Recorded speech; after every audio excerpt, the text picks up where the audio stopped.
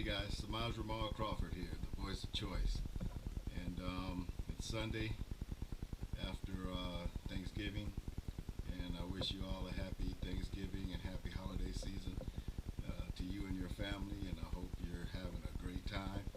And after my first video, someone asked me about my tag, the voice of choice, and it's a mission for me. Choice is something that a lot of people don't realize that they have. And one of my teachers, he said in one of his conferences, he says, "I have no limitations. I only have options." And that has stuck with me. It's buried itself into my brain. And as I reflect on my life and as I help other people do things with their life, one of the things that everything comes down to is your choice, your option of what you want to do, and past goal setting and stuff. It's just people tend to forget that there's a choice, and so hopefully in this last portion of my life, I'm able to help people to decide that there's something else they can do besides settling for their first choice, because you always have a second choice. And with that, my thoughts today were about what happens tomorrow. What are you thinking about tomorrow? You know, since it's Sunday, there's a lot of people who are already dreading what they have to do tomorrow. I have to go to work. I have to deal with this boss that I work with. I have to deal with these people that work with me and around me. I have to deal with the kids all by myself. I have to, I have to, I have to.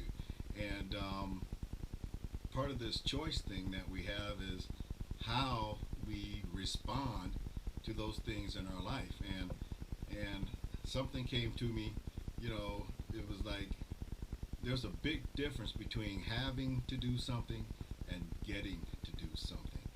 And when you have to do something, there is this pressure of obligation that comes when you say, I have to go to work, I have to deal with these kids, I have to deal with whatever it is that you're dealing with.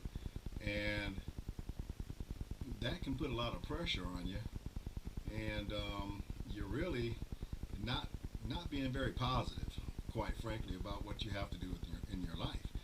But I was challenged to get to. That's my new phrase today, is get to. Because getting to do anything starts with an attitude of gratitude. Because if you look at the big picture, you know, you get to go to work. You know, I get to hang out with my kids. I get to whatever it is you need to do. You get to do it.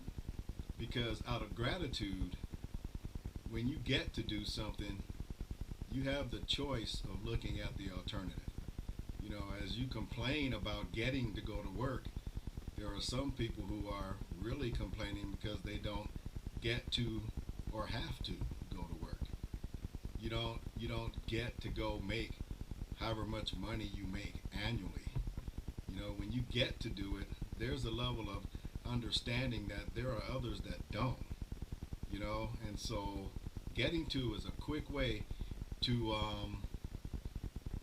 get grateful and understand, as you break it down to the smallest common denominator, when your alarm goes off or when you just wake up, if you would just grasp that moment and say, wow, I get to experience today. I get to experience everything that's going forward from this moment, including my next breath, including taking a shower, including eating or not eating breakfast, including, you know, getting in touch with your world.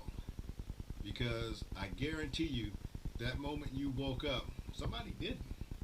And that may not be your problem, but if you make waking up your problem, then the rest of your day is going to be a problem. But if you wake up and decide, choose that today I get to enjoy whatever it is that comes my way, then I have a feeling that you'll notice that everything around you will start to change, because gratitude is the beginning of everything. When you have gratitude, then you understand that that your world is not as small as you've been making it in your head.